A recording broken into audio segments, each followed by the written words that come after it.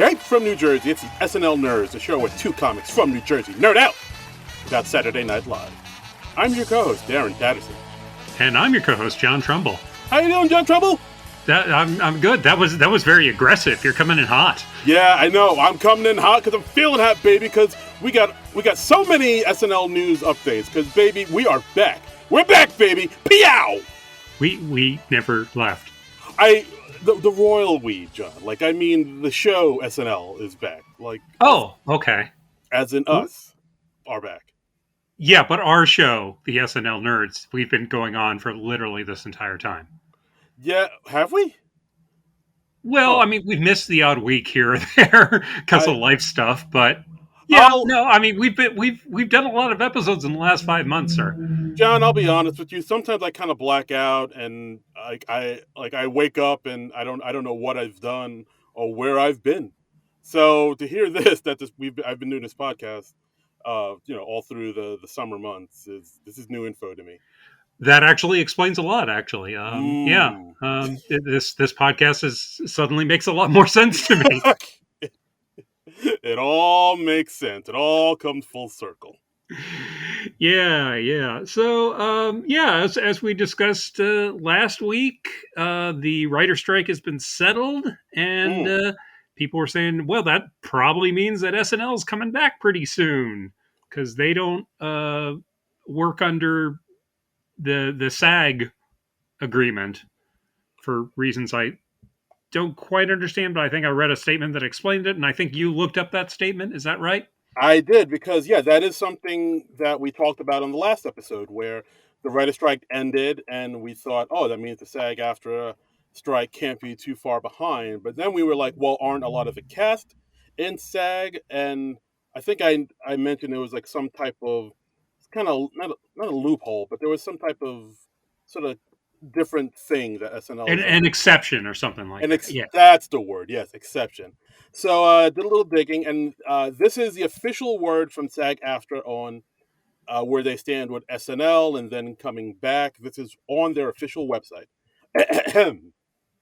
SAG-AFTRA members appearing on Saturday Night Live either as hosts, guests, or cast members are working under the Network Code Agreement, which is not a contract we are striking. They are not in violation of SAG-AFTRA strike rules, and we support them in fulfilling their contractual obligations. The program is a SAG-AFTRA non-dramatic production under a separate agreement that is not subject to the union's strike order. The majority of our members who are regular cast on Saturday Night Live had contractual obligations to the show prior to the strike. Many are under option agreements that require them to return to the show if the producers exercise their option, which the producers have done. Our members are also subject to a no-strike clause in the Network Code Collective Bargaining Agreement. This means our performers agree not to strike during the term of the collective bargaining agreement and to show up to work during this term. The Network Code runs through June 30th, 2024. By not showing up to work, our performers can be held in breach of contract, and the union is prohibited from advising them not to work. It is important to recognize that SAG-AFTRA is fighting against the studios and not members who are required to go to work every day under other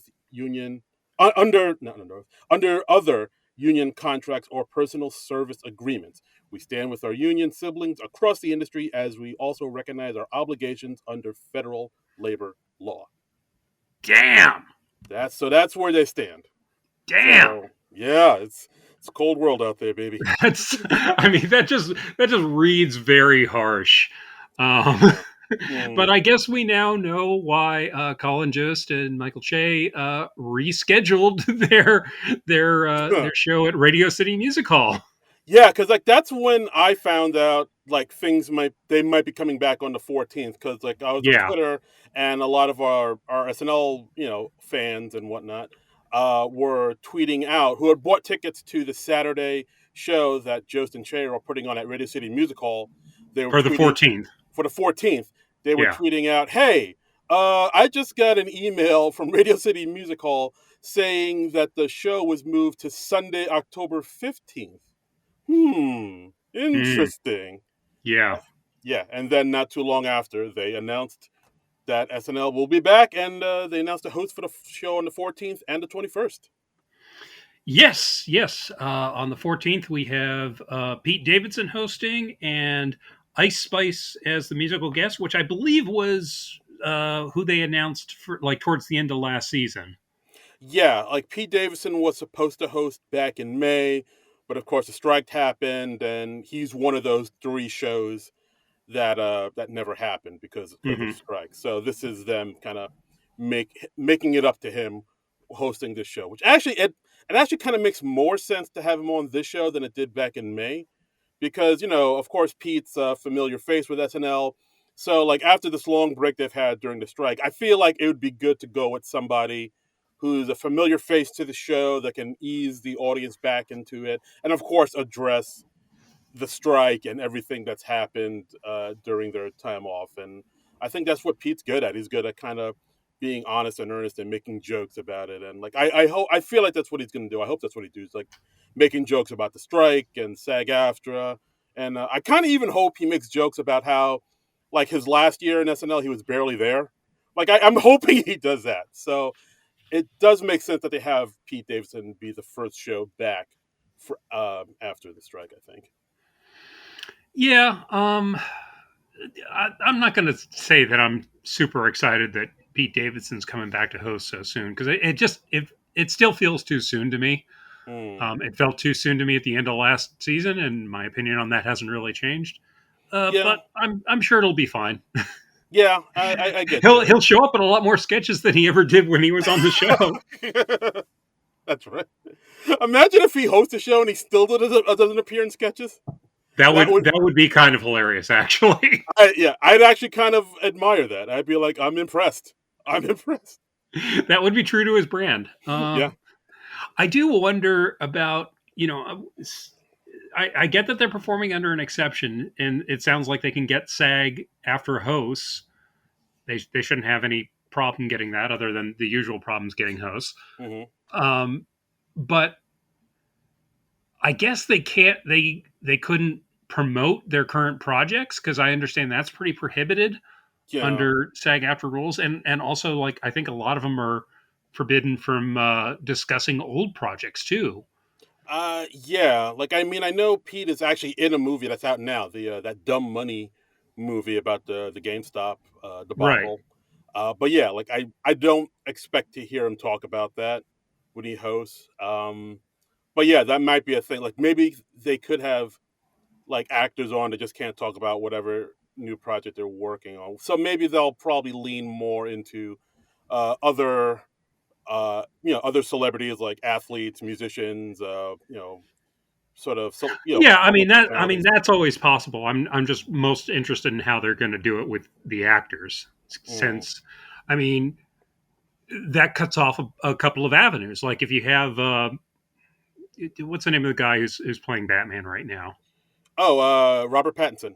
Yeah, like if you have Robert Pattinson host, he couldn't talk about Batman, or they couldn't do like a Batman sketch, I would presume, because that would be Mm. promoting his old work, or they couldn't do a Twilight sketch or something like that.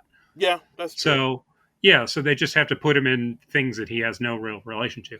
Uh, I don't know. That just seems to be one of the go tos that they do with the hosts, and Yeah, I'm just kind of interested in how they're going to approach that. With yeah, athletes and politicians, yeah, whatever. Who cares? yeah. But that no, Um, that does make sense. I mean, I think they're hoping that this whole SAG after strike gets wrapped up fairly soon. Maybe that's why they went for it to start on yeah. the 14th instead of 7th. Like as of right now, there's SAG after still technically is on strike, but there are in talks with AMPTP. Hmm. They were in talks last week, and they're going to continue talks on Monday. So, and I mean, from what I've heard, it seems like the talks have been fairly positive. So like I think it'll be over by the time SNL starts on the 14th, but no, I can't say for sure. But like I think they're banking on the fact that the strike ends sooner rather than later. Yeah, it'll just be interesting to see how it all shakes out. Yeah, and I'm not going to make any predictions on that score. Okay, fair So, enough. because I don't know. I'm not going to pretend that I know a great deal about this. I just only know what I read in the papers. In the funny papers. Yeah, yeah. Okay. And so, and besides Pete Davidson and Ice Spice, we've got Bad Bunny as a host and the musical guest the next week, who I think was one of the other announced hosts, if I remember correctly. Yes, he was the musical guest when Reggae Jean Page hosted way back when, and yeah, he's going to pull double duty, do hosting and musical guesting. Yeah, I've kind of already, I guess, surrendered to the fact that like the first two shows are for the young people because, like, I mean, I know Pete, and but Pete's very popular with the young folks. Ice Spice is a rapper. That's all I really know about her. I'm not too familiar with her Hmm. music. Yeah, And I'm not familiar with her. yeah, yeah. And but I know she's like a big deal and like I think Taylor Swift really likes her.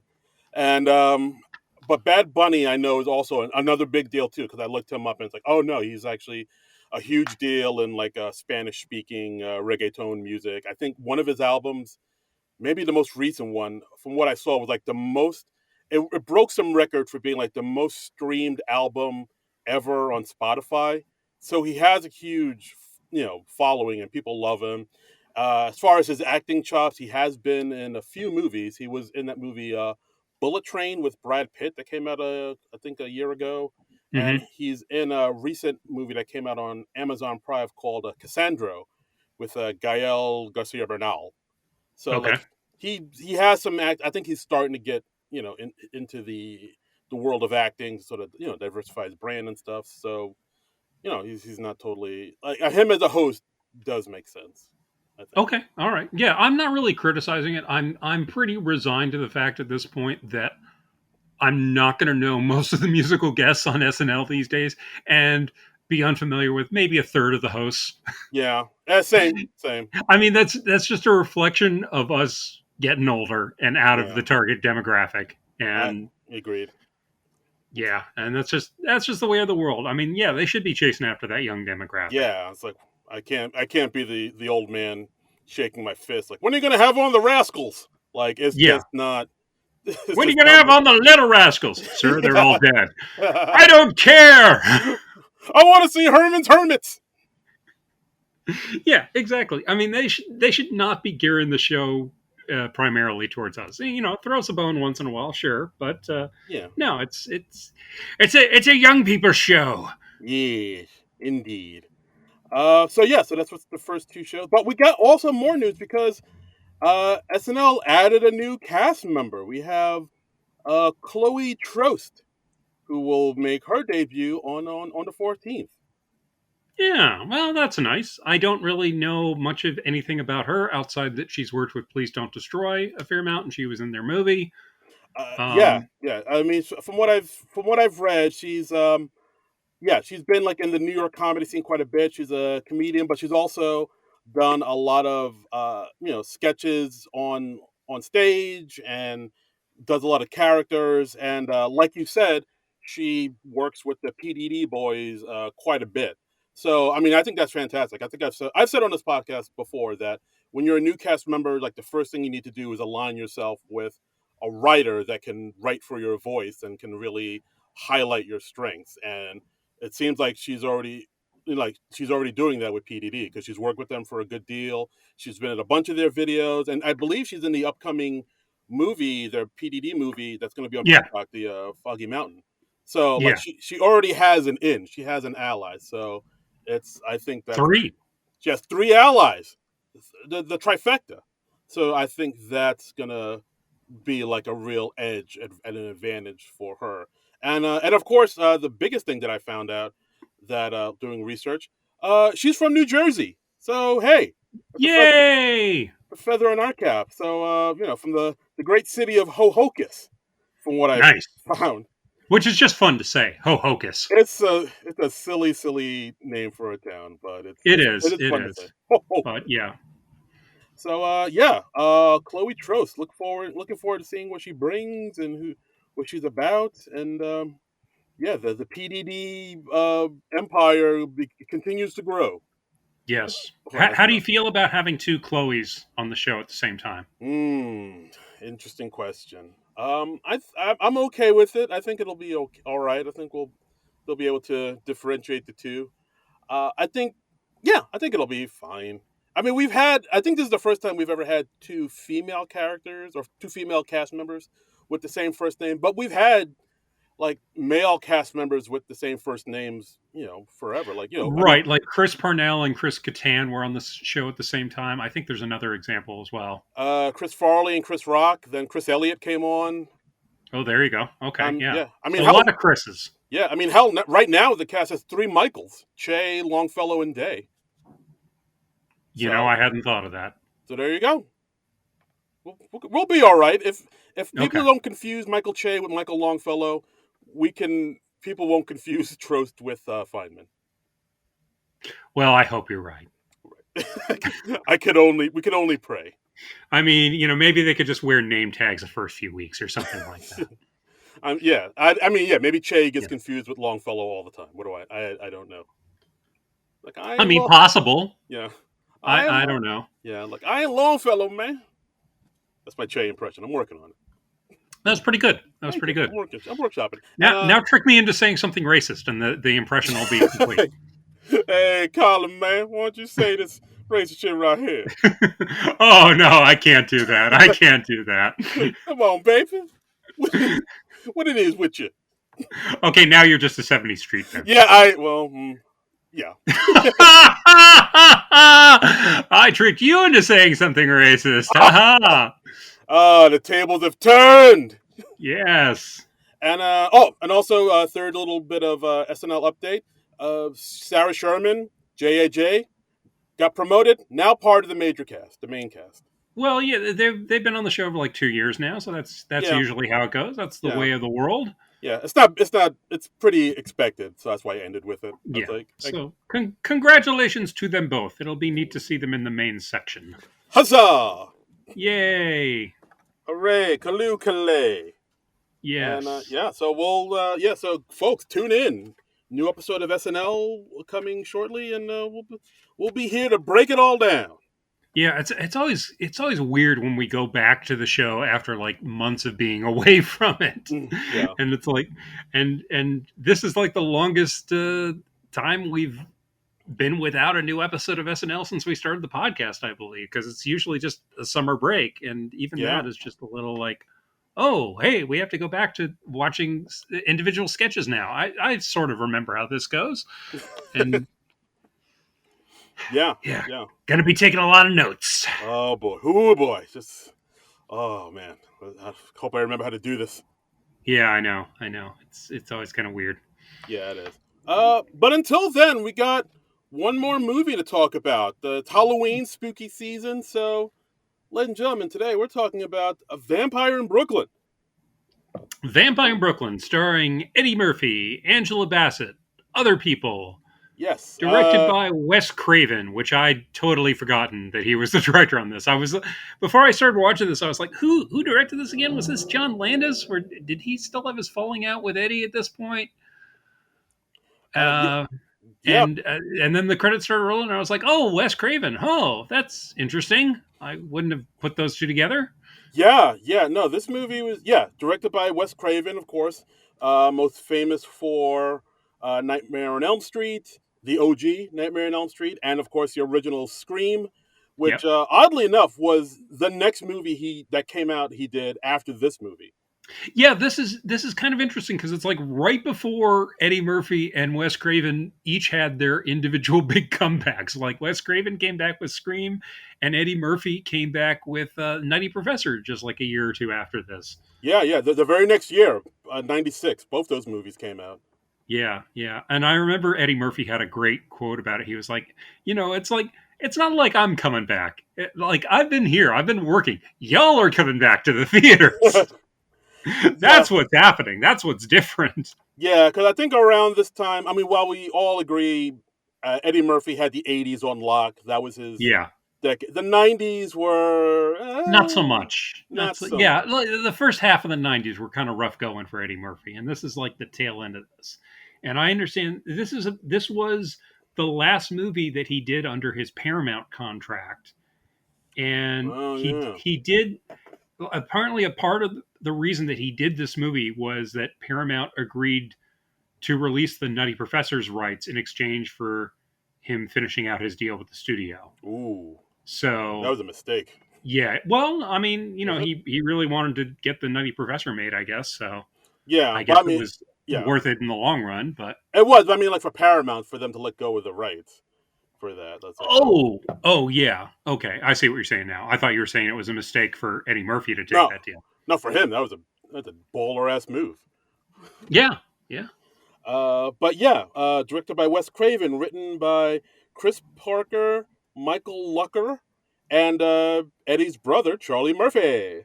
Uh, Who's billed as Charles Murphy, by the way. uh, Charles Murphy, because ooh, it's his first screenplay and he's fancy. ooh, Charles Murphy of the Westchester Murphys. Yeah. Yeah, yeah, and Charlie Murphy, and if you don't know, he also like went on to become a writer for Chappelle's Show. Right. That we can thank him for the Rick James Mm. sketches because that all just kind of evolved out of Charlie Murphy telling stories about Yeah. him and his brother during '80s heyday, Yeah, and yeah, no, he. I mean, R.I.P. Charlie Murphy, but yeah, he was. Those things were yeah, hilarious. and Charlie Murphy also apparently wrote Norbit or was a Oh, co-writer on Norbit. So hey, mm, you're in for some great entertainment when the co-writer Norbit's in the mm. house. Woo! Like I've never seen Norbit, but I've never seen Norbit. I never really want to see Norbit. yeah, yeah, I think we can, folks. We're gonna announce that on the podcast right now. Like I don't think we're ever gonna do Norbit on this podcast. Look. I don't doubt that we will someday get to Norbit. Maybe. It's I mean, it's possible. uh I'm not looking forward to it. I'll just say that right now for the yeah, record. yeah. I mean, I just remember seeing that trailer and those commercials back in the day, and I was like, "What the fuck is this?" Yeah, This that looked horrible. Yeah, it that looked looked horrible. I was like, I don't want to see that shit. No. yeah, but but all right, Did whatever. you see this back in the day? No, actually, I didn't. Neither did I. This is Neither my did I. first This was time. my first time. Yeah. Yeah, same. This is my first time watching it. I mean, only because I'm a huge Eddie Murphy fan, as I've said on this podcast numerous times. But like, Yes. I remember when this film came out. I guess this would be what, freshman year of college or something. And like, I Yeah. was thinking about going to see it, but then a bunch of friends were like, Then you "Oh, sobered up. sobered up." But then, yeah, a bunch of my friends were like, "No, he's not really funny in this. He's like kind of doing another thing, and he's like Yeah. kind of the straight man." And like that was kind of enough to keep me away from it. So I was like, "All right, maybe I won't go see it." Yeah. Good call, Darren's Friends in 1995. Yeah, Um, uh, yeah, because I watched this and uh, movie's not particularly funny, not particularly scary. yeah, So it's just kind of there. um, yeah. I mean, this movie came out October 27th, 1995. Had a budget of 14 mil, made about 35 mil, so it was like a modest hit. But oh, that yeah, that seems like more than it should have made. Quite damn. Oh wow, honestly. Trumbull's coming in hot. I mean, yeah, yeah. This movie's not great. Yeah, I mean, we can get into it, but yeah, I mean, I think one of the main things that maybe don't make it that great is because like Eddie Murphy's he's trying to like branch out. He's playing a different character because like we all know Yeah, Eddie from the '80s, like fast talking, jive talking, lovable, kind of smooth, like type of dude. And in here, he is more the straight man. He's playing it more not for laughs at all. Like he has a few quips here and there, but for the most part, the yeah. the comedic stuff is left to Kadeem Hardison's character, John Witherspoon's character, and the other characters that Eddie Murphy plays that we'll get Yeah, into. Eddie Murphy's he's hedging his bets a bit because he does play another couple characters, and those characters are goofier. Yeah, So like yeah, you yeah, can he's still got a little of that coming to America type of thing where he's like, I'm going to play these other characters, show how versatile I am. And I'm like, I'm gonna play an Eddie, Italian. Maybe you should just concentrate on the one character you're playing, the main guy in the movie. He's Yeah, like, no, I'm going to do these other characters, and I'm like, okay, well, all right, that Sometimes works out for you, sometimes it doesn't. Yeah, I mean, part of me thinks maybe he did that because maybe he thought, well, if I play it straight like this, a lot of my fans aren't going to be wild about it because they're looking to see me do the old thing I do. So Yeah. maybe this way, if I play this preacher and this Italian guy, that'll satiate them, and I still get to do what I want to do, playing his favorite Yeah, character. I'm sure Which, that was the thinking behind it. And apparently, like, Wes Craven wanted it to be more comedic than it was, but hmm, Eddie Murphy wanted to play it relatively straight because he was like a big fan of Wes Craven and wanted to work ah, with him. okay, all right, So, fair enough, fair enough. um, like right from the top, this movie hitting you with a whole lot of exposition right off the bat, Yes. um, explaining how like when vampires were chased out of uh, wherever it was, Vampire like Land. yeah, Vampire Land. And then he was like, a lot of them went up to Transylvania. My sect, we went down to the Caribbean, like down to the Bermuda Triangle, and it's all this thing. I guess it's just to explain like how could Eddie Murphy possibly be a vampire? Yes, because Eddie Murphy is a black vampire here. Yeah, I don't know if I necessarily needed a big explanation for that. I mean, I was like, it's been 20 years since Blackula. I mean, it's not a big leap for me to accept a black vampire. Yeah, that's true. I mean, I guess they just figured like, well, you don't hear too, with the exception of Blackula, you don't hear too much about black vampires. That's not really Right. a thing. All of them are, lily white skin and whatnot. So this is a big deal for black vampires. It's inclusion. It's a trailblazing movie for black vampires. All the black vampires seeing this movie were like, "Oh, finally a movie for us." I'm seen. Blah blah.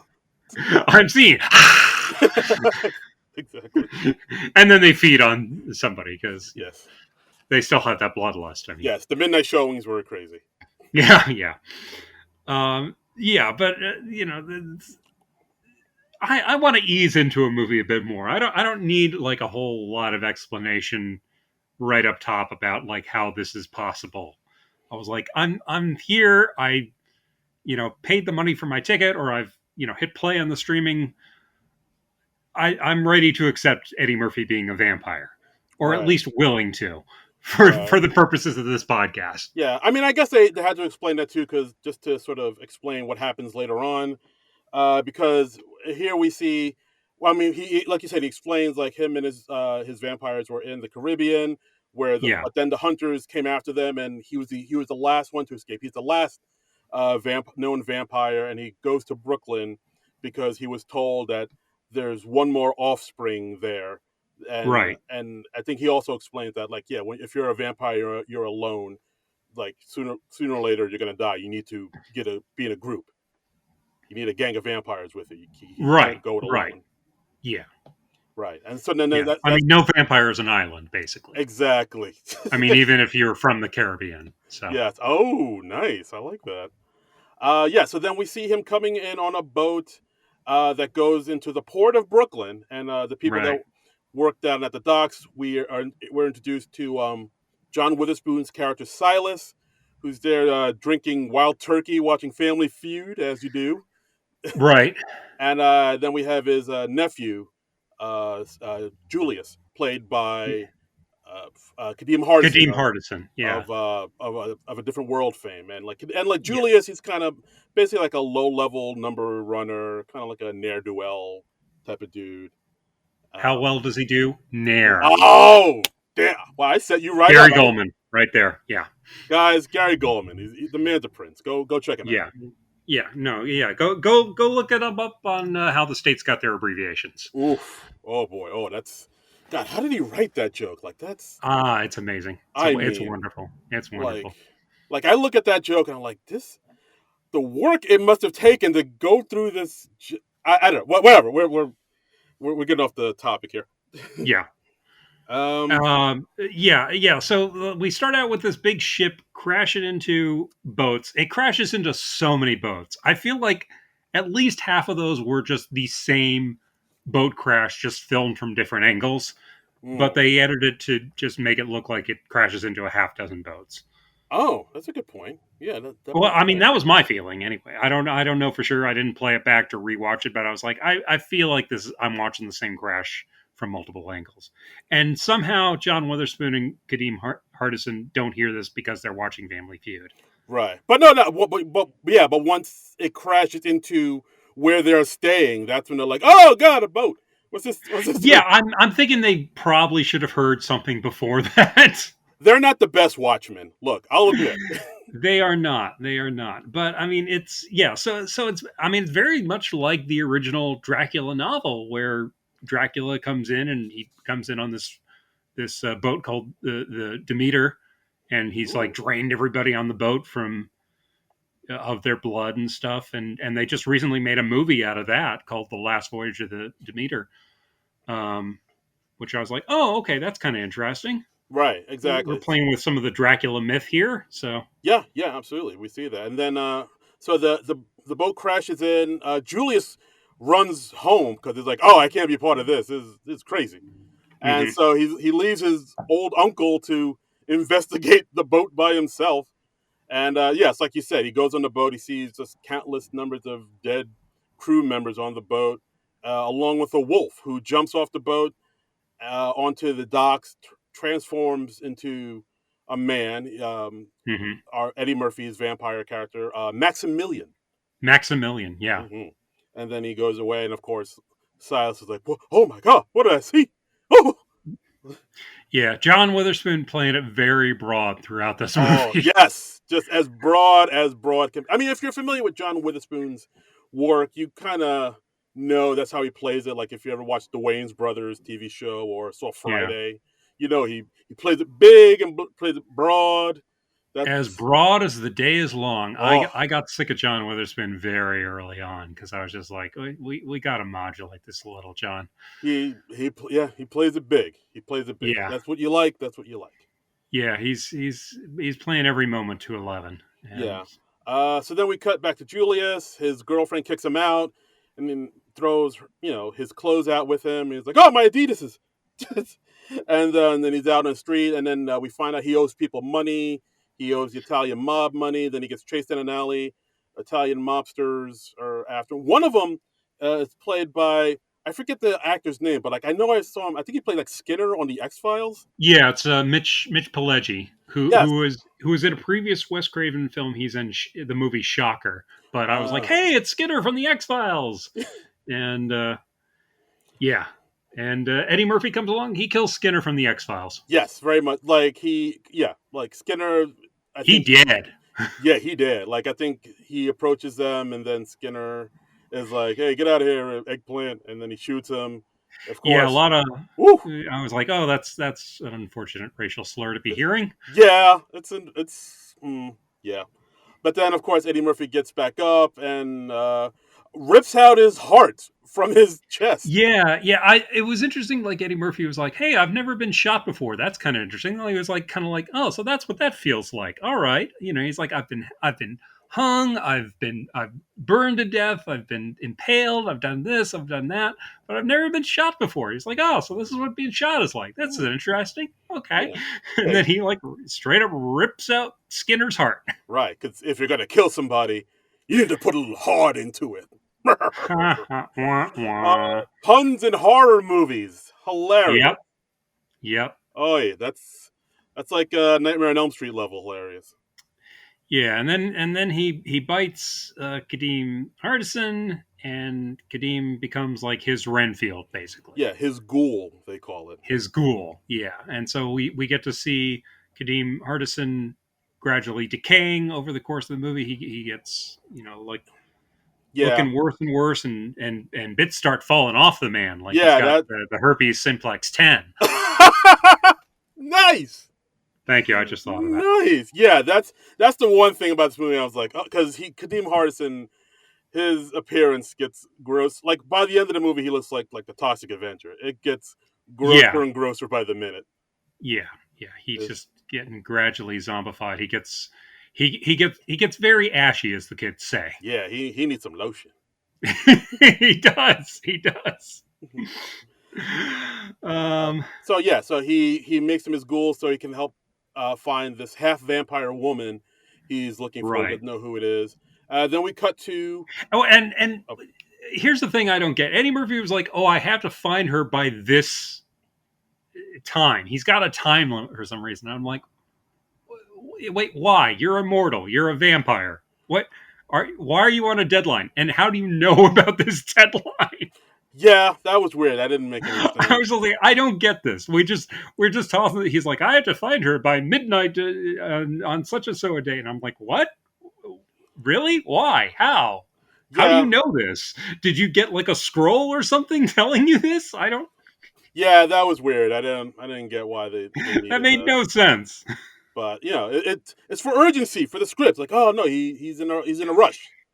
But Yeah, I guess. I mean, I get we have to try and add urgency to it, but that just seemed like such a weird, arbitrary, artificial way to do it. it did. It did. Yeah, Yeah. So then we cut to our two cops in this movie. Angela Bassett plays Rita, and her yeah. partner is Justice, played by Alan Payne. Which, Justice. His name is Justice. yeah, that they should have changed that.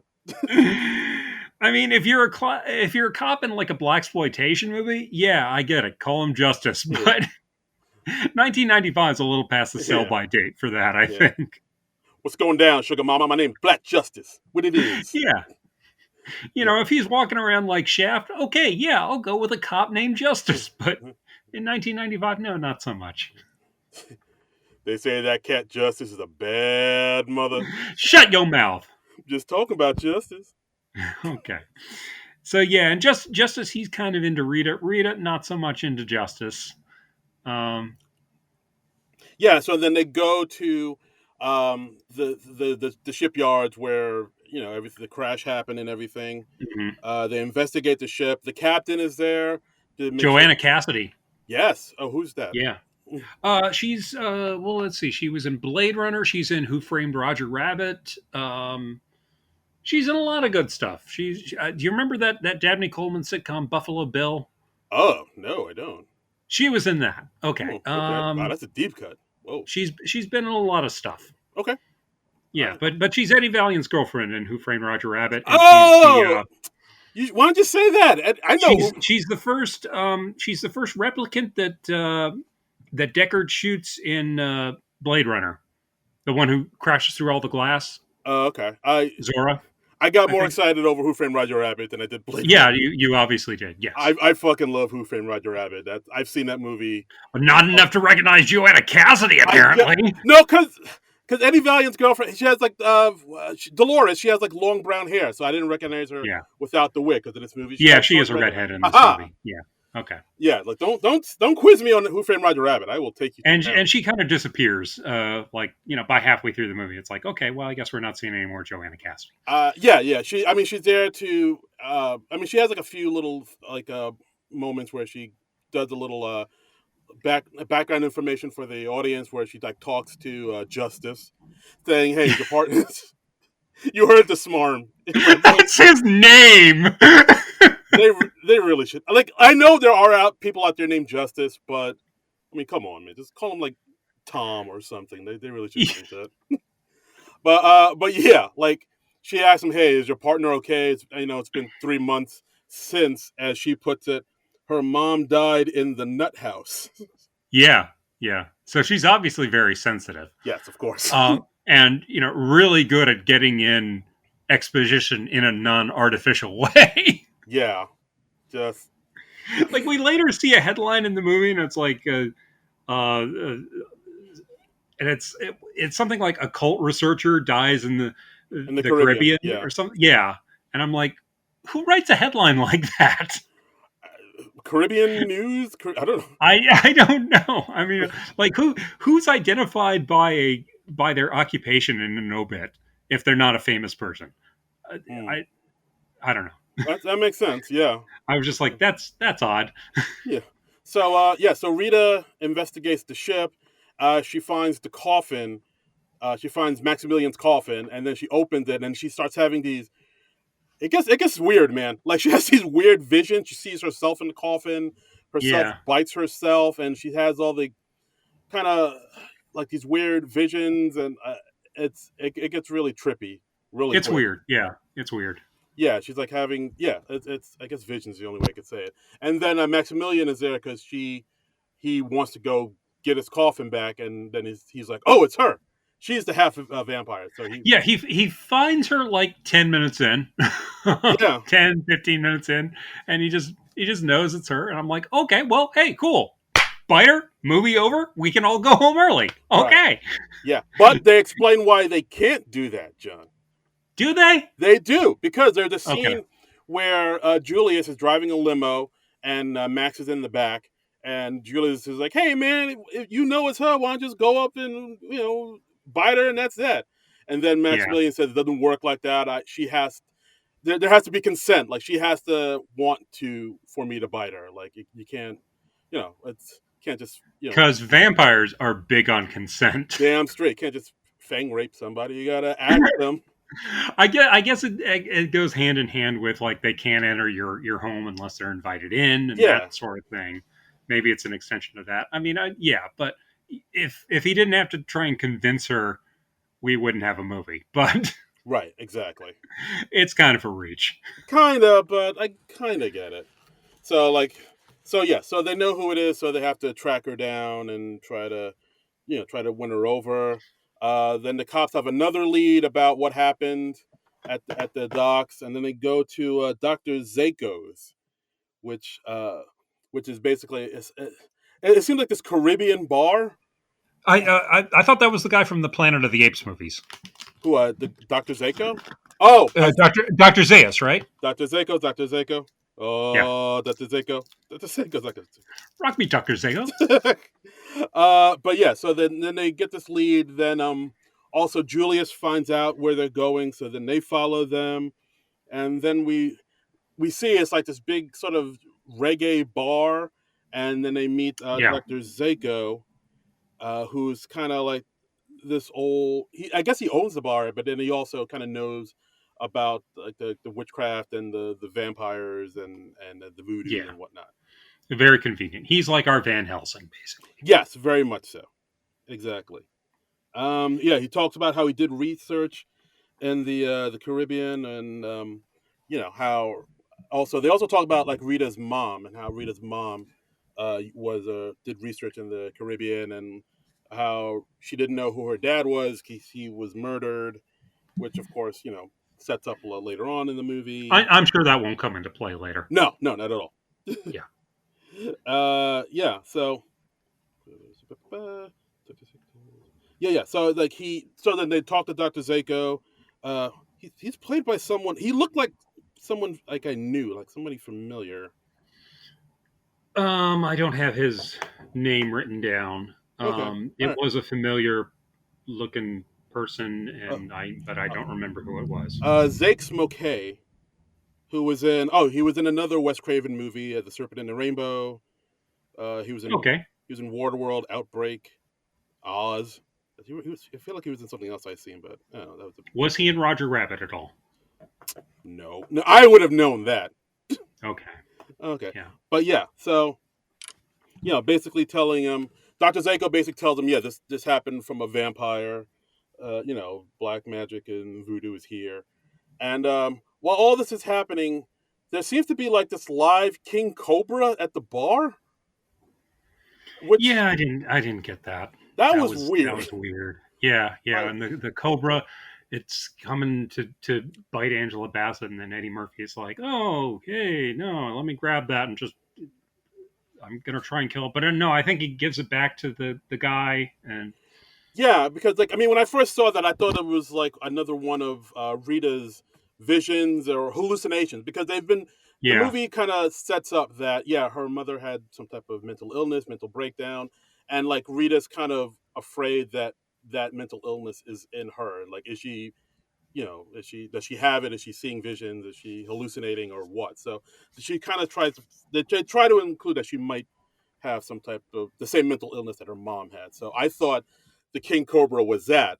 But no, it turns out in this Jamaican reggae bar, they just keep King Cobras on deck like that I by the feel like patron. that's yeah, I feel like that's got to be violating some sort of zoning regulations. Yeah, like I'm no bar owner.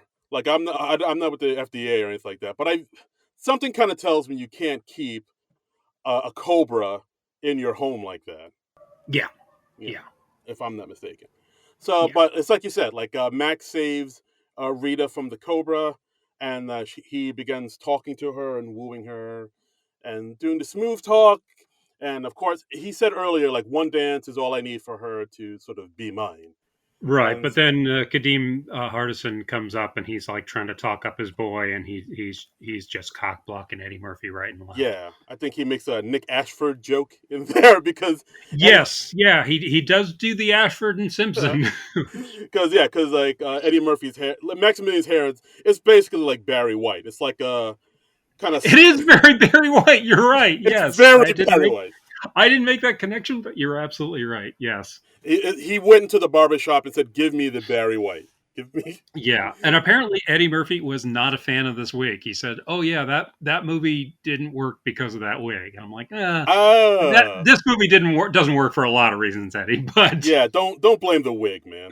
don't blame the wig. I mean, I thought it was an interesting look actually, but Yeah, I thought the wig was fine, but it just, but yeah, the wig is the least of this movie's problems. yeah, no, I like let's look to the screenplay before we start blaming the wig mistress or Wig you know. mistress. I what do you call the That hair person? I don't know. that can't. Yeah, The wig wrangler or I don't know. wig. I look. I oh boy. Okay. Yeah. So moving on. So yeah. So basically Julius cockblocks Maximilian. Rita leaves, and Right. yeah, and then they go. She goes back to her apartment. Justice follows her. We meet Rita's roommate Nikki, who Sorry, it just sounds so stupid when you say justice follows her. yeah, I know. They That's his name. yeah. The fact that they don't make fun of that in this movie was a huge I miss. know, like, yeah, everyone's like calling him justice, like it's an average name for him to have, Yeah, like it's like with a straight face. like it's Bob or something. Yeah, like nobody says, "Wait, you're a cop named Justice." Like Yeah, they should have addressed it. I think. it's like a little on the nose. Oh, it is the nose. It is the nose. It is like half the face. Yes. Yeah. So Rita introduces Justice to Nikki, her roommate, and immediately Nikki wants to have sex with Justice. Like She wants justice all up in her. like Yeah, immediately. yeah, yeah. Uh, And it's like, okay, Nikki, you're a big old hoe bag. Okay, yeah. all Oh, right. damn, son. All right then. Maybe she's sexually empowered, John. You ever think of that? Okay, you're right. I don't want to slut shame this fictional character, but Yeah, but it is. yeah, Yeah, but but Nikki's going from 0 to 60 real fast. yeah, she don't play no games. Yeah, But of course, Justice, turns. like the girl who gave uh, Eddie Murphy the hand job at the game in Coming to America. She would be like, "Hey, slow it down a Yeah, little bit." easy. Yeah, buy me dinner first. Yeah, Yeah. So, but yeah, so Justice and Rita have words, and then Justice leaves. Nikki kind of follows her and be like, "Oh, she don't know a good man when she sees it. Why don't you come up back upstairs and blah blah blah blah." And Justice is like, no, thank you." And then he drives away, and of course yeah. Maximilian's there, and Maximilian talks to her, and she's immediately is like, "Yes, yes, stranger I met 5 minutes ago. Let's go upstairs and have your way with me." Let's get it on. Yeah, Yeah, yeah, like I mean, yeah. wow. And of course, like if they're in there, having sexy time. Rita overhears it. She thinks it's Justice. She's hearing their sex noises. Yes. Yeah, and then she goes out on the fire escape to rage paint a painting because Yeah, she paints for these visions that she has, and yeah, she's like rage painting. yeah, That's a good way to put it. yeah. That's a thing. Like I guess she just paints her nightmares and her hallucinations and visions with. I don't know. Why would you want a reminder of your nightmares though? That doesn't seem I think constructive. it's just like that's how she gets it out of her system or something. Hmm. I guess so. Yeah, I guess you're right. I don't know, but yeah, but then you have this painting of your nightmare after. Yeah. And yeah, that is kind of weird. Yeah. So I yeah, don't know. so while Max and Nikki are getting it on, of course, Max kills Nikki, and the next morning, what he does is he I mean, basically he didn't have to convince her, no. I guess because she's not his preordained bride or something. Oh yeah, I guess you're right. Hmm. Yeah, Uh, he just straight up kills her. yeah, but hmm, yeah, I guess you're right. I don't know. Okay, Whatever. whatever. Let's All right, fine. just look past it, baby. Let's look past it. All right, sure. Okay. All right. So yeah. So the next morning, Maximilian had all of Nikki's stuff moved out and her bed moved, and he wrote a letter to Rita in Nikki's handwriting saying, "Hey, I met the man of my dreams. I moved out. I'm leaving. I left Yeah, her." because we have to have a lot more space to have all the sex we're gonna have. Yeah. And I think Max says he explains why he did. He says like, "Oh, you got to take away everything from a woman, so it makes it easier for them to think that you're the only thing that they need." Which it sounds some So the vampire's using the dentist system, basically. yeah. I was about to say this sounds like some pimp shit. Like really, just Yeah, yeah, I'm all you need, baby. I was like Jesus. yeah. Yeah. So that's basically it. So then we see Rita very distraught over this, and Right, and the note pointedly does not mention the man's name, so she still thinks that it is her partner Justice who slept with her roommate. yes, So wacky hijinks occur. hijinks ensue. So Yes, then Rita goes to church, and she goes to see Pastor Paulie, but not Pastor Paulie, right. yeah, who's played by Eddie Murphy, Preacher Paulie is what they call him. Preacher Paulie. Oh, was it? Oh, Yeah, yes, you're right. and Maximilian, he goes and kills Preacher Paulie outside his Preacher Paulie van because apparently all preachers need a van with their branding on it. Yeah, of course. That's a, Um, that's how you do okay, it.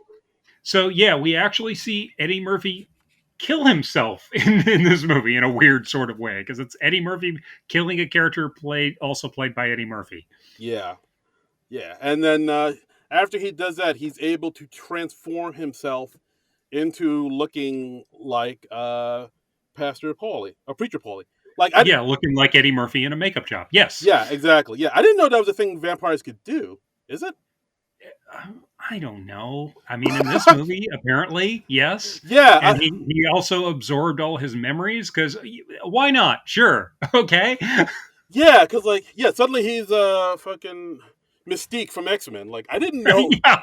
Like can vampire? I've seen a good number of vampire movies. I don't remember ever seeing a vampire. I think it's just something that they made up, pulled out of their ass for this movie. Yeah, I don't think it has anything to do with anything as far as I know. I've never heard that before. Yeah, that's what I thought. So But then Angela Bassett comes up and she's like, "Oh, Preacher Polly, can I talk to you about this stuff that's troubling with me?" And he's like, "Oh, yes, of course. How can I help you, my child?"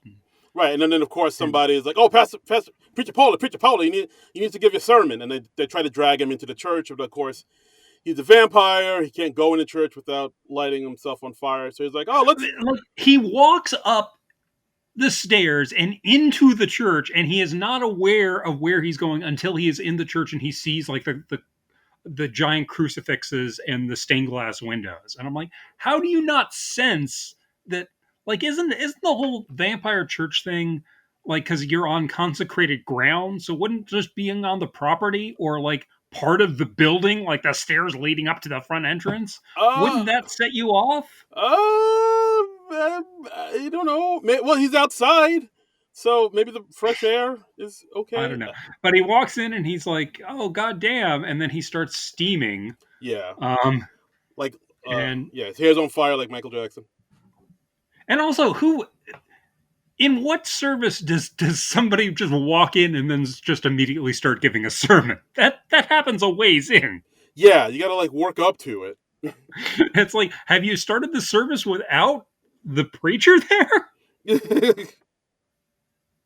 Because that's weird. I don't know.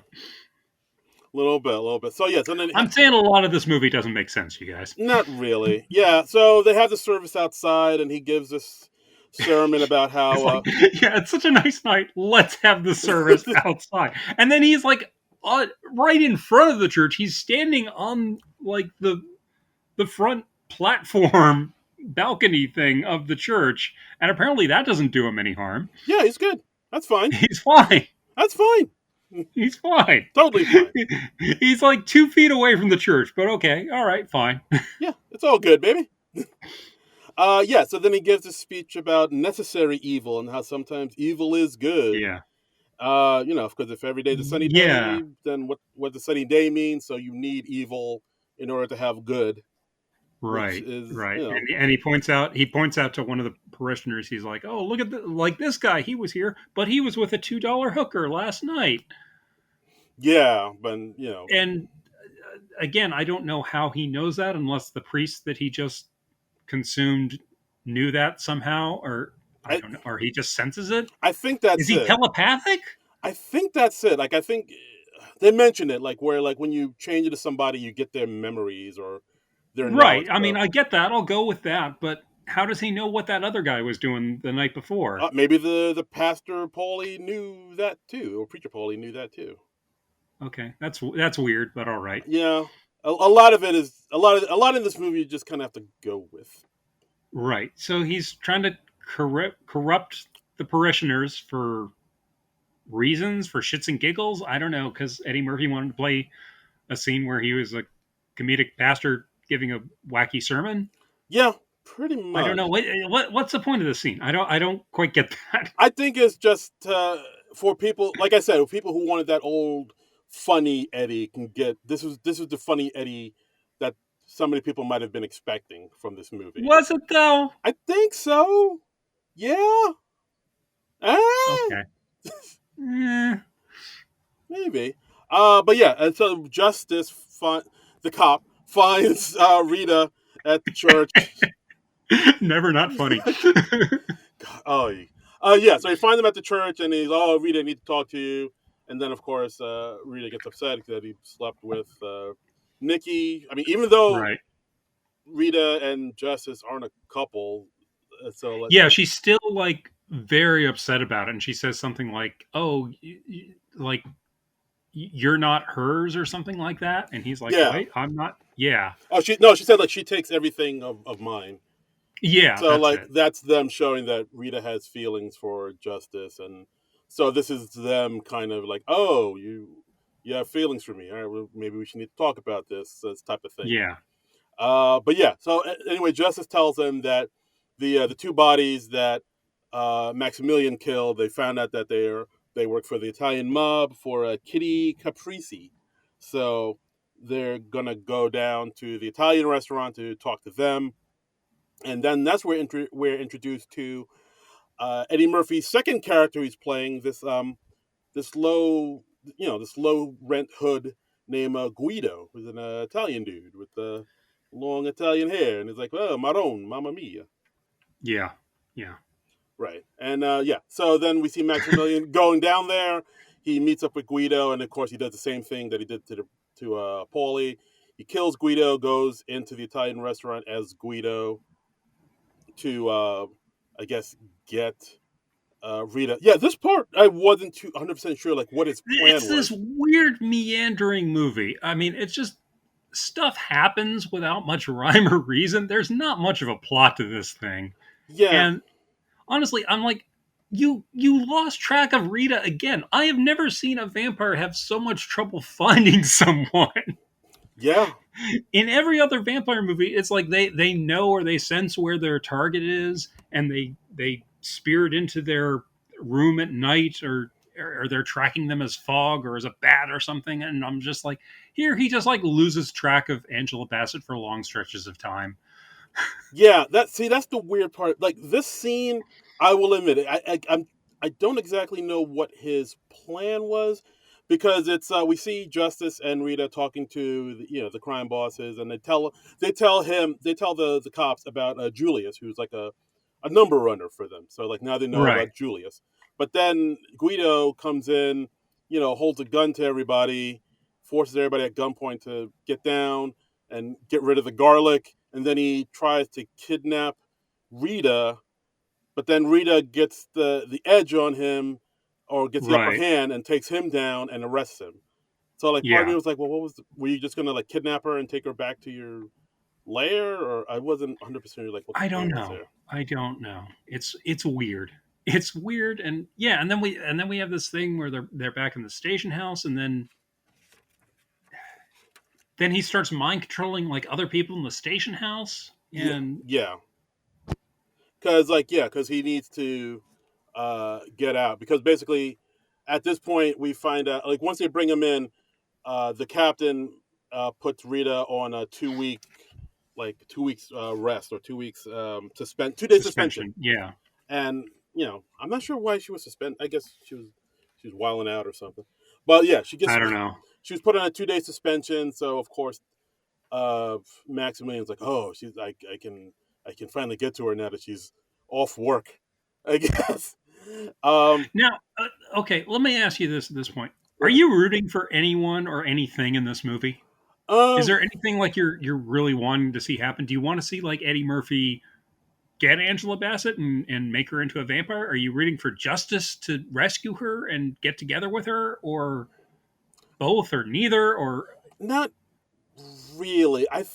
I don't know. I don't know. Like for most of this movie, I was just like, I don't really care what happens. I'm not sure. Yeah, the stakes really don't feel like they're there, or maybe it's just the Yeah, chemistry between everybody. I mean, I do like the scenes with Eddie Murphy and Angela Bassett. I think they're good I think together. they were good, and I think they both did a nice acting job in the movie. I didn't really care about the Justice character at all, Yeah, and Alan. he has no particular chemistry with Angela Bassett.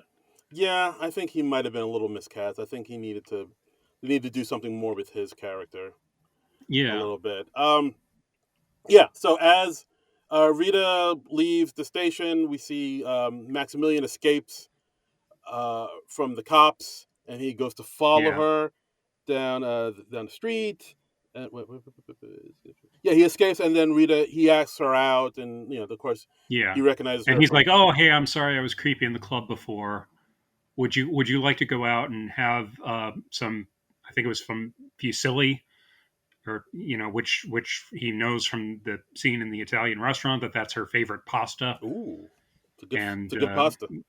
yeah, and apparently that's enough to win her over. Oh well, no, he also saves her life from like getting run over. Yeah, because like Angela Bassett almost got hit by a taxi, and like Maximilian literally flies out of the skies to like push her out of the car's Right, way. right. So that gets on her good side, Yeah, he and then swoops in. he's like, suave, charming Yes, Eddie, and he's like, would you like to? And he's basically doing his coming to America type of accent. That's like his basic stock exotic accent, I guess. yes. He's like, would you like to have dinner with me? And we can have some fusilli, and she's like, oh well, I'd love to, but I Ooh. yeah. And then they agree to like meet in an hour Yes, absolutely. because she has to go get ready. And so Yeah, she gets all dolled up. She's in like yeah, this big evening gown, and she's got her hair did, and yeah. She's. I thought she was like made up way too nice for like a first date with the guy. she is decked out, man. And this is like 1995 Angel Bassett, so she Yeah. looks good. But it's like, Damn. wow, you did all this in an hour? Damn. Ooh wee. And Justice comes by like just as she's like leaving her apartment, and he's like, "Hey, where are you going?" And Justice is like, "Oh, I thought we might go get some pizza or something." You want to get a slice? Famous Yeah, Rays. yeah, exactly. But yeah, then the limo pulls up. We see zombified Kadeem Hardison put Yeah, her in the limo, who and we haven't seen in a while. yeah, I mean, I kind of appreciate that because the way he was like rotting away is like this is unsettling. I don't know if I can He's watch this. getting pretty gruesome by this point. Oh, Yeah, the makeup is. Yeah, it's not really comic gruesome. It's just kind of gruesome. it's straight up thriller. Yeah, Uh, with not quite as much choreography. yes, no no dance moves. Yeah, Yeah, so they go back to uh, what was it? Julius's apartment where Max is staying. It's like this rundown, beat up brownstone. but Max Right. used, Graffiti all over the place. yeah, Yeah. just, I mean, the whole, actually, that's another thing. Like, the set looks, you can tell they did not shoot on location. It looked like a straight up, like, movie set. Yeah, apparently they only did like 3 days shooting, location shooting in New York, and then the rest of this movie was shot in Los Angeles. Because towards the end of the movie, we see this big mansion, and I'm like, oh, that's Stately Wayne Manor from the 1960s Batman series. Good eye. Good eye. Yeah, Good eye. Uh, it's a very recognizable place. Yeah, yeah, exactly. Like to some of the sets here, like, oh, that's clearly a soundstage. This is clearly yeah, like Sesame Street, but yeah. they just put graffiti everywhere. Uh, That's Oscar the Grouch's trash can right there. I know that fucking trash can. uh, but yeah, so they go up to Julius's apartment, which Max used some magic spells to make look super nice. Yeah, They have this, they have a lovely time. He woos her. he's got a Picasso, Yes, an and original. she's like, "That's my favorite painter." Ooh, how about that? Yeah, Yeah, and then they dance. He takes the. She has like a little cross pendant on her that he quickly takes off and throws away. And right. then, of course, he seduces her and says, like, you feel good. Do you want to feel like this all the time? Tell me Hmm. you want it. And she's like, yes, I want it. And of course, then he bites her. Yes, Yeah, on the neck. So yeah. I was like, oh, she's like, Again, like, why didn't you do this 15 minutes? because you have to seduce her, man. That's consent. It's all about consent, John. He saved her. He saved her from getting run under, and then he offered her pasta. Is that seduction? Yeah, Is that for okay? some All ladies, right. yeah. Absolutely. Bitches love pasta. Yeah, damn, son. Hey, take your lid to Macaroni Grill, folks, if you want to really want to seal this deal.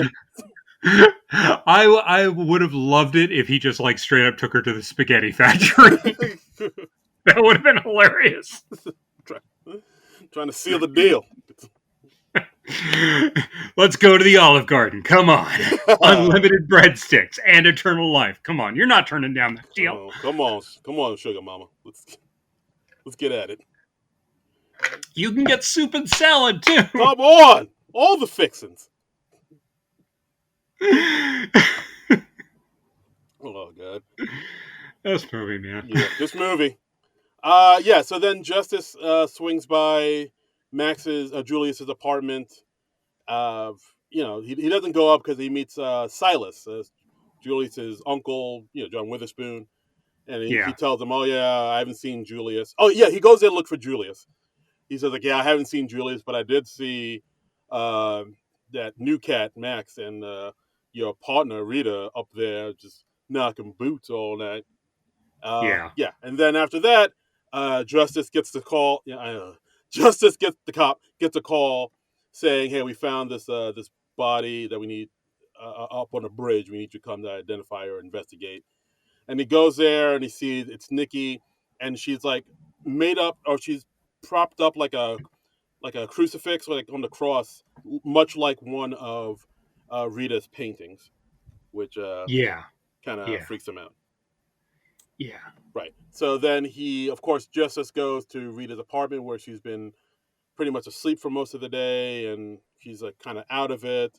She's like writhing all around in that bed Oh yes, when he wakes her up. yes, absolutely. And then of course, Justice tells Rita what happened to Nikki, and then they console each other. Then they get Yeah. really close. Then of course they begin to kiss, and Yeah. then And she starts nuzzling his neck, and mhm. yeah. And yeah, then the fangs come out, Yep. and like yeah, he's about to bite him, but then she kind of stops herself and freaks out, and then just runs away and leaves her own apartment in a frenzy. Yeah. And then yeah, then she runs back to Julius's apartment, talking to Max. What did you do to me? Oh my god! And of course, that's when Max tells, I gave you eternal life. And then that's when Max tells her, yeah, I knew your father. He was a vampire. He sent me to get you. And then he basically tells her the whole story about her vampire father and her human mother, and like, exactly what went down in the Caribbean. And yeah, and basically tells her she's half vampire, half human. Like she's basically Blade. at this She's point. like Blade. Yeah, Yeah, yeah. pretty much. She's like Blade before Blade. Yeah, she's ice skate. Although, well, I mean, yeah, Blade, the character Blade goes back to the 1970s in comics, but yeah, but it's before the Blade movie anyway. Right. Yeah, she up skates uphill. Some motherfuckers. I never. That line. What? That line makes no sense at all. It really, Don't try to understand it. dude. It's right up there with the X-Men line. Like, you know what happens to a frog when it gets wet and hit by lightning? Yeah, Same thing that happens to everything else. Like, yeah. I was like, who? Come on, man. Who wrote that? Yeah, it's Joss Whedon wrote that. Yeah. Joss, baby, Bubble. And Joss Whedon was like, "Oh, Halle Berry delivered it wrong because it's supposed to be like very offhanded. Like, oh, you know what happens to a frog when it's struck by lightning? Same thing that happens to everything else." And he's like, That's still lame. "Yeah, it's still stupid."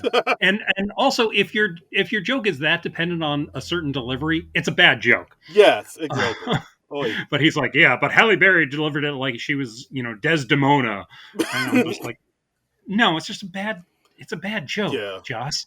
Oh, I mean, the upskating uphill is at least kind of charming, but the frog Yeah, lightning. that's so nonsensical. It's amusing. But That X-Men line, just dumb. yeah, But exactly. But where were we? Oh yes, this movie. So, yeah. unfortunately, we're still in this movie. We're coming. I would much rather be talking about Blade or the X-Men movies, but We're almost there. We're but no, we're on Vampire Brooklyn. Why? We made our own hell. Yeah. We're in the home stretch, John. Stay with me.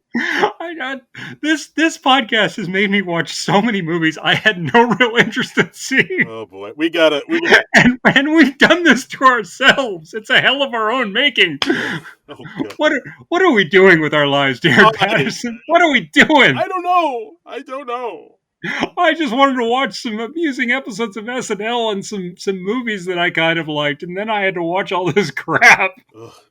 We're almost there, man. Stay with me. Stay strong. Okay, all right. I'm gonna power through. But okay. Oh boy. Yeah. So Rita's freaking out that she's a vampire now. Max is saying maybe this is what you want because haven't you always felt like you weren't, like this world was not meant for you. You've never gotten a cold, you've never broken a bone. You've kind of in your own way, you've always sensed that you were meant for other things. Maybe this is it. Maybe you want to be a vampire, and it's like trying to seduce her into the dark side, as it were. Then we have Justice run back to Dr. Zico, telling him what happened, and Dr. Zico admits that he knew Rita's mom because like he was a guide down there in the Caribbean. I don't know why he didn't mention this to her earlier, but I don't know. Yeah, it feels like it should have come up before this. It really does, doesn't it? Yeah. Also, like, I mean, we have that exposition right at the beginning, and then we have like periodic bits of narration from Eddie Murphy for no real reason. I guess they just did that to like sort of fill in the gaps of like if people ask questions like, well, why doesn't he do this, and then just sort of just kind of put in that narration. It feels very much like it's done after the fact because it doesn't really feel organic to the movie, and it doesn't come up very often. I think there are maybe like 3 bits where he's narrating. Yeah, for some reason. Yeah, it feels very tacked on. It feels very tacked on. Yeah. And tacked on narration hardly ever works. Yeah, it feels very much like, hey Eddie, we forgot about this. Can you hop in the booth and talk? Yeah, we got to cover these plot points. Yeah, it'll take an afternoon. But yeah, so basically, Dr. Zico says we need to get to her before he lures her to the dark side and before she feasts, because like once she feasts on human blood, then that's it. It's over. Right. Come back. Right. Yeah, there's always this transitional stage where you're not quite a vampire yet, and it's still possible to bring you back. Like, yeah, they always do this in the vampire movies. Yeah, of course, right? Do they? Vampires, they need to work this shit out, and where it's just like a thing where like you bite them and then boom, you're a vampire. That's how it works with zombies, right? Yeah. What's this transitional period, this limbo?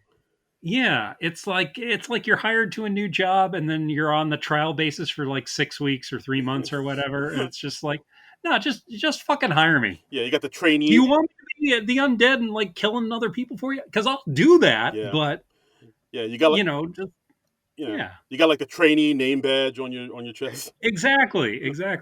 Nobody has time for that shit. Hello, my name is Rita. I'm a trainee. Yeah. I'm a vampire in training. VIP, vampire in training. Yes. Exactly. So yeah, so then we cut to Max and Rita in the park. Max takes down some, woman walking by herself in the park, and I think at first she threatens him with like, It's Jerry Hall. oh, was it? It was Jerry Hall. I didn't recognize her at first, but then I read it later when I was like researching, and I was like, "Oh, holy shit, that was Jerry Hall, the woman in the park." Oh Yeah, shit. I don't know how you go from a part in Batman to being a bit part in Vampire in Brooklyn Yeah. 6 years later, but that Yeah. is the arc of Jerry Hall's career, Yeah. apparently. I mean, she specializes in bats, I guess, or I I guess. guess. I don't know. Yeah, was she already separated from Mick Jagger at this point? I don't know. Oh, I'm not sure. I'll look that up. But yeah. So basically, at this point, Maximilian kills her. Says, "Oh, you need to feed, or you'll die." And Wait.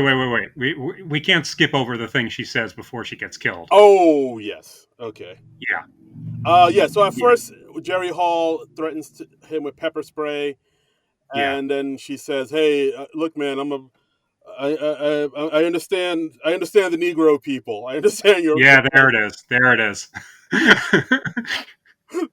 I guess that's so we're supposed to be glad that she gets killed a few seconds later I guess it's 1995. because like she was vaguely racist. Yeah, because I was like, it's 1995. We definitely stopped saying Negro by then.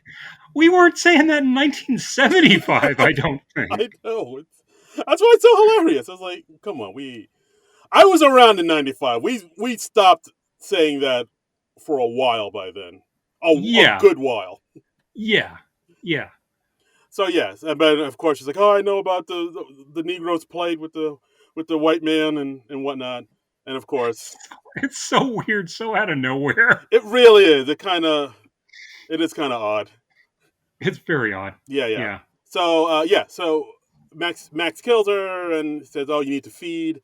And like Rita gets close to doing it, but then she pulls herself away. It's like, "No, I can't do it," and then she runs away.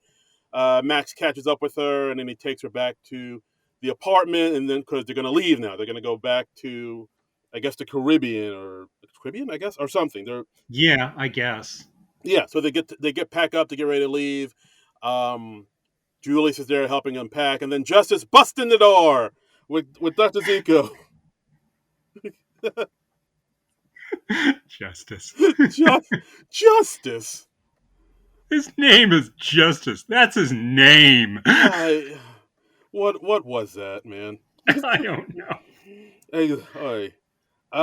Yeah. So Justice Justice busts in the door. Sorry, I sidetracked you. Justice kicks in the door. I think. Yeah. I think at one point Zico tries to take him out because he has a stake.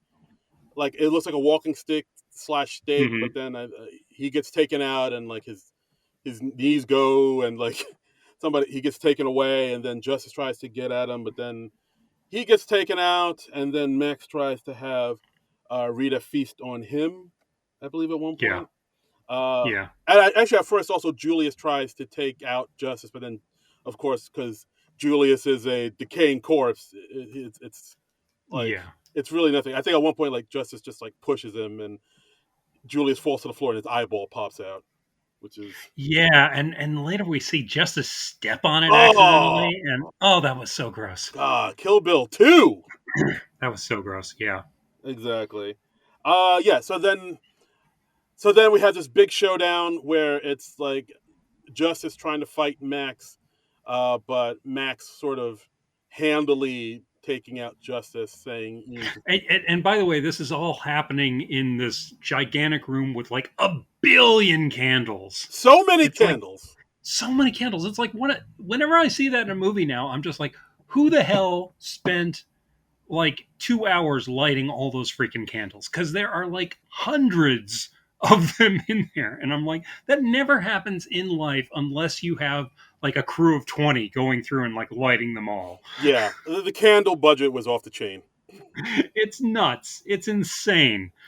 Yeah, exactly. I mean, you said the budget for the movie was what, like 14 million? I think like 12 million of that went to candles. I could see that. Yeah. Yeah. They probably had to set up an account with like Yankee Candle or something like that. Yeah, sure. Yeah, absolutely. So the two of them are fighting. Justice is down, and Max is about to take him out, but then Rita kind of snaps to her senses, grabs a stake, and stabs Max through the heart.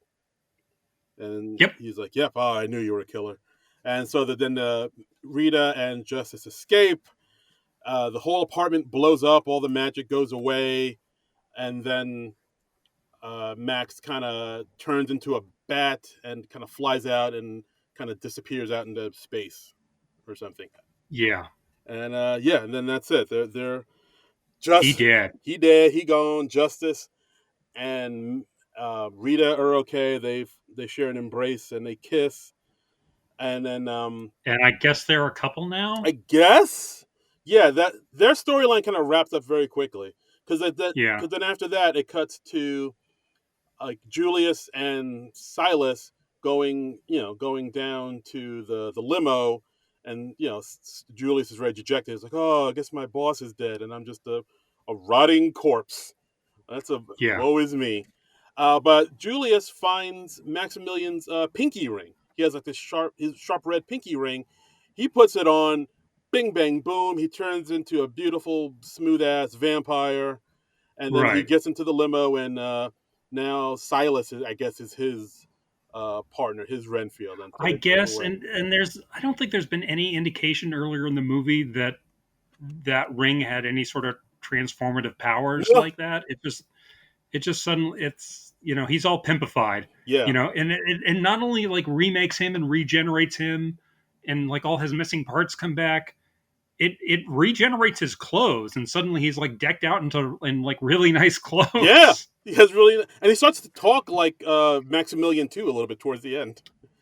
Yeah, and he's like, "There's a new vampire in town, and his name is Julius Jones." Yeah, and that's how the movie And ends. Yeah, and I'm like, is this a sequel hook? Are we literally ending this with a sequel hook? Were we hoping to do like a direct to video sequel with Kadeem Hardison? What are we doing here? yeah, and then the movie ends, and that's it. Then we see the New York skyline and a cover of Superstition, Stevie Wonder's Superstition by Yeah. UB40, and Oh, that's why it was so bad. Okay. I was like, this is nowhere near as good as the original song. yeah, no, you, And I didn't know it was UB40, but yeah, UB40, okay, I've heard their cover Red Red Wine and that tracks. yeah, UB40 is basically like reggae music for people who don't like reggae. They're Yeah, just they're awful. They're like awful. I like reggae, but I don't want it so spicy. I like a nice watered down reggae. I I don't like that spicy reggae Yeah, music. No. I like bland boiled reggae. Yeah, I just and like I love the song Superstitious. It's a great song. I mean that's one of Stevie Wonder's best. And I was like, what are you doing to this song, man? What the Yeah, fuck? yeah, it's rough. It's not great. Yeah. And that's the end of the movie. Yeah, this movie was a modest hit, but definitely wasn't the hit that I guess people were expecting it to be, and I can kind of see why. It's a little all over Yeah. the place. Um, I feel like there's a good movie in there somewhere, but I don't know. I'm just. What were your thoughts? Like, why isn't it the hit it could have been? I mean, I think basically, as these usually do, I think it starts with the screenplay. I think Mm, they didn't have a good story. I mean, like the plot just lurches all around, and it just does things for no real reason. Um, so I mean, I honestly, I mentally checked out of this movie pretty early on.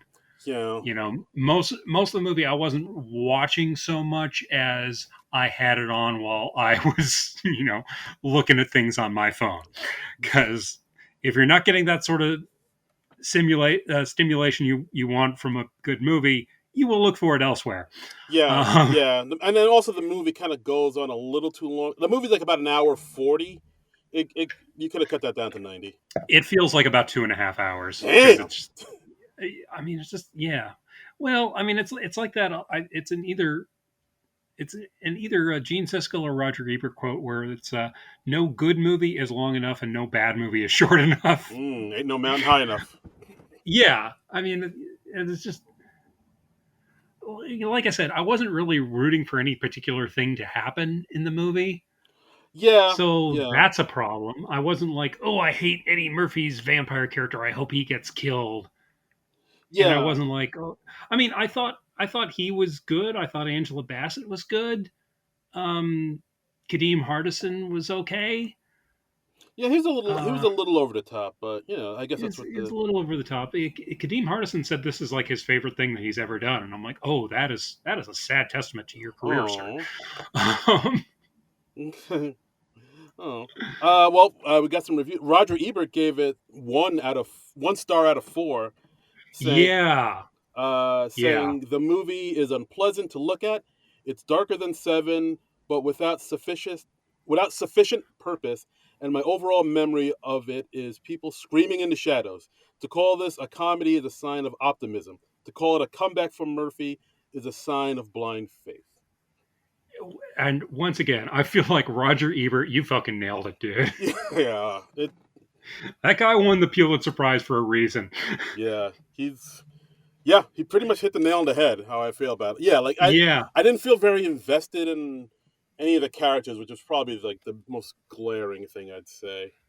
yeah. I mean, yeah. Like I didn't care about Justice. Um, You never do, John.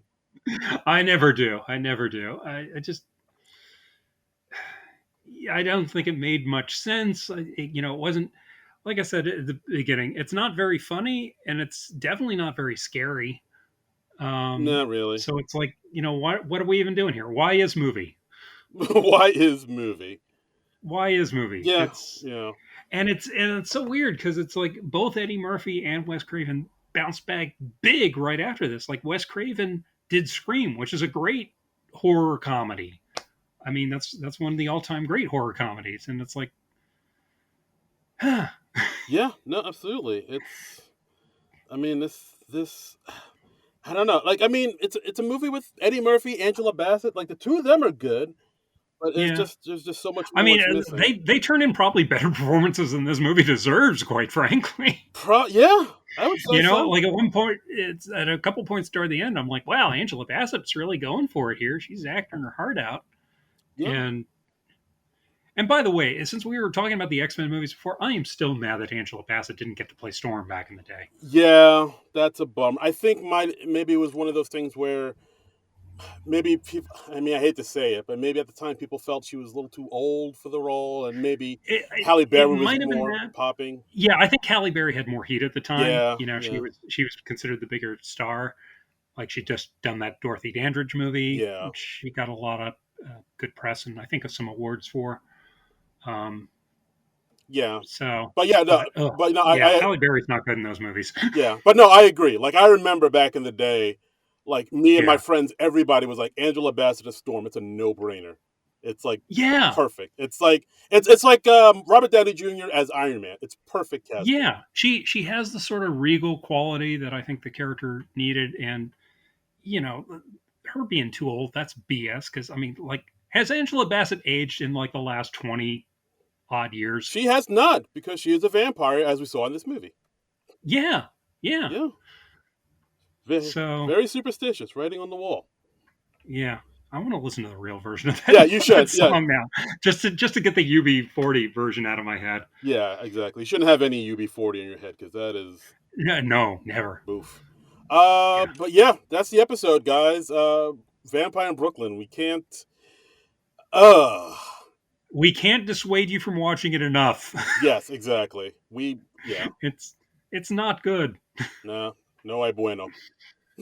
No. Not good. But yeah, but what we're hoping will be good is next week episode of SNL with your host Hey, Pete Davidson, musical guest I Spies. it sounded like you said Ice Spies. I spy I'm not gonna lie. I Spies. Ice Spies. I spy yeah, That's what it sounded it's like. such a weird name to say. Ice Did Spice. it? Ice Spice. You Yeah, have to like enunciate it really carefully, else it'll sound like 100 other different type of words you're trying to say. this is true. Ice Yes. Spies.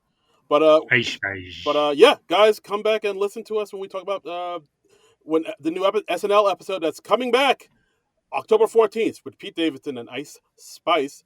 And and until then, you can follow us on Twitter, because we refuse to call it X, at SNL Nerds Show. And you can donate to our Patreon on the Non-Productive Network. That's Non-Productive.com. And as always, you can follow me on Twitter and Instagram and Big Blue Sky, and wherever else at Darren Credible. That's DARIN Credible. And I'm on all those places, Twitter and Instagram and Blue Sky, at Trumbull Comic, TRUMBULL, and the word comic. And we'll be back next week with our first all-new episode of SNL from season 49. Pete Davidson, Ice Spice. Join us, won't you? And until then, nerds out!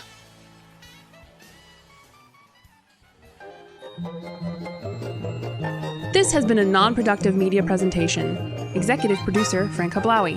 This program and many others like it on the Non-Productive Network is distributed under a Creative Commons Attribution Non-Commercial No Derivatives license. Please share it, but ask before trying to change it or sell it. For more information, visit non-productive.com.